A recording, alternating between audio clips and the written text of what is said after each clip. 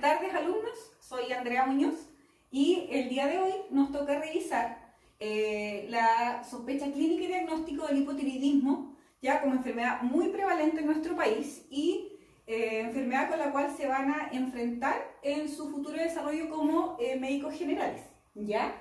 Entender que la presentación está pensada, todo lo que vamos a mencionar está pensada para una población desde 15 años en adelante, ya entendiendo que el hipotiroidismo en la pediatría es un capítulo diferente que van a conocer en sus clases de pediatría como tal, ¿ya? Primero, por favor, recordar algunas claves, digamos, para hacer de esta presentación algo más ameno y fluido. Por favor, apaguen o silencien sus teléfonos celulares y vamos a dejar las preguntas para el final de la presentación, así que pueden tomar nota, ¿no es cierto? Y después podemos hacer un poquito de discusión acerca del tema.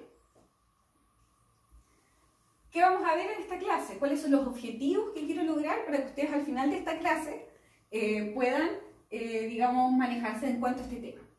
Primero, la idea es que puedan identificar el alcance que tiene esta patología como problema de salud en nuestro país, ¿ya? ¿Cuál es la relevancia y por qué se ha estimado, por ejemplo, que sea una de las patologías GES, ¿ya? También espero que sean capaces de describir los signos y síntomas que sustentan la sospecha diagnóstica. Cuando tengan un paciente enfrente, tengan un poquito de orientación de saber qué preguntar, qué examinar, para llegar a sospechar este diagnóstico y bueno, con la sospecha, ¿no es cierto?, poder también definir, nombrar los métodos diagnósticos que están probados, ¿no es cierto?, que son confirmatorios de la enfermedad y que por supuesto están disponibles en nuestro sistema de atención primaria a lo largo de todo el país.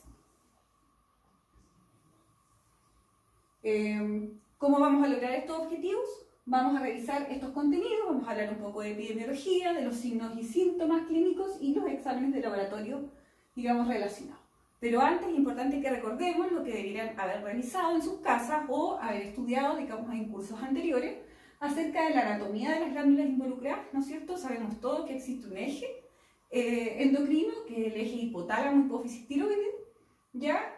Donde el hipotálamo y la hipófisis están ubicados en nuestro sistema nervioso central y se relacionan entre ellos en forma positiva y negativa, finalmente influyendo con señales hacia la glándula tiroides, que finalmente es la efectora, digamos, y secretora de las hormonas que van a tener la función en los tejidos periféricos, ¿ya?, de nuestro organismo.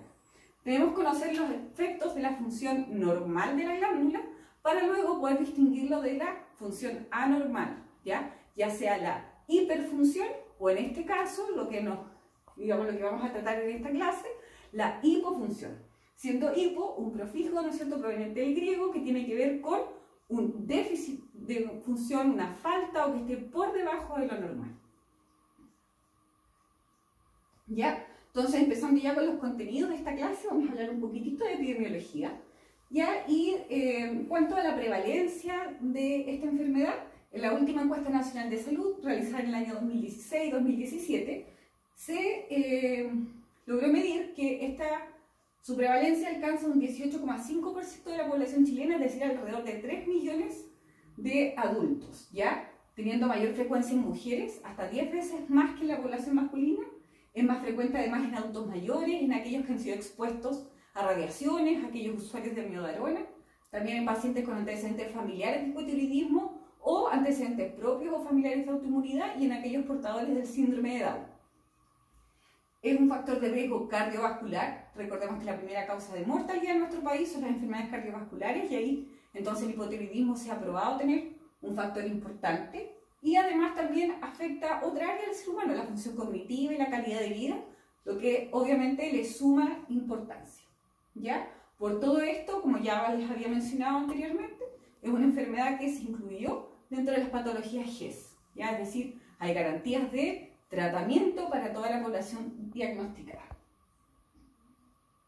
¿Ya? Siguiendo entonces con nuestros contenidos, vamos a ver cuáles son los signos y síntomas de esta enfermedad para lograr, digamos, diagnosticar a nuestros pacientes.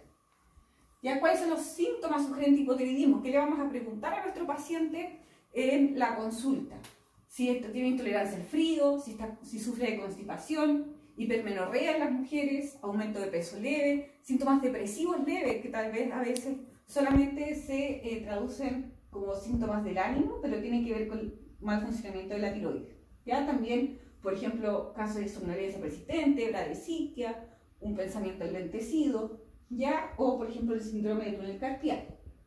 En cuanto a los signos, hay que entender que muchos de estos pacientes van a tener examen físico normal, pero también podemos buscar dirigidamente alteración de la piel y fanerios, una piel reseca, engrosada, por ejemplo, pérdida del vello de la cola de las cejas, una temperatura inferior a la normal, una frecuencia cardíaca disminuida. En la presión arterial solemos ver que estos pacientes sufren de hipertensión diastólica. Ya es importante palpar la tiroides, mirar si existe mixedema pretibial en las extremidades inferiores, galactorrea, ya que es la sección blanquecina por los pezones, y también el examen neurológico, como les dije, si existe un pensamiento enlentecido o síntomas depresivos leves. ¿Ya? Y para terminar, entonces, en un paciente que tiene estos signos y síntomas, o incluso si no los tiene, como les decía, hay un porcentaje importante de los pacientes que son asintomáticos, ¿ya? Pero que pudieran tener factores de riesgo, ¿qué exámenes vamos a hacer? Vamos a hacer entonces una TSH, o hormona tiroestimulante, y una T4 libre o tiroxina libre, medición, que es sérica, un examen de sangre, y otros relacionados como perfil lipídico, ya que sean atingentes relacionados a lo que ya le había mencionado.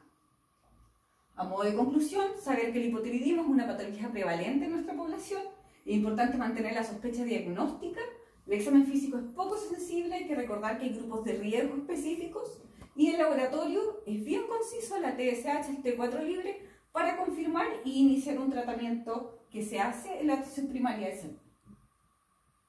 Esta es la bibliografía para que puedan revisarla.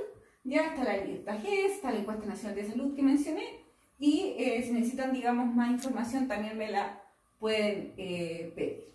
¿Ya? Ahora sí pueden hacer sus preguntas. Muchas gracias por su atención.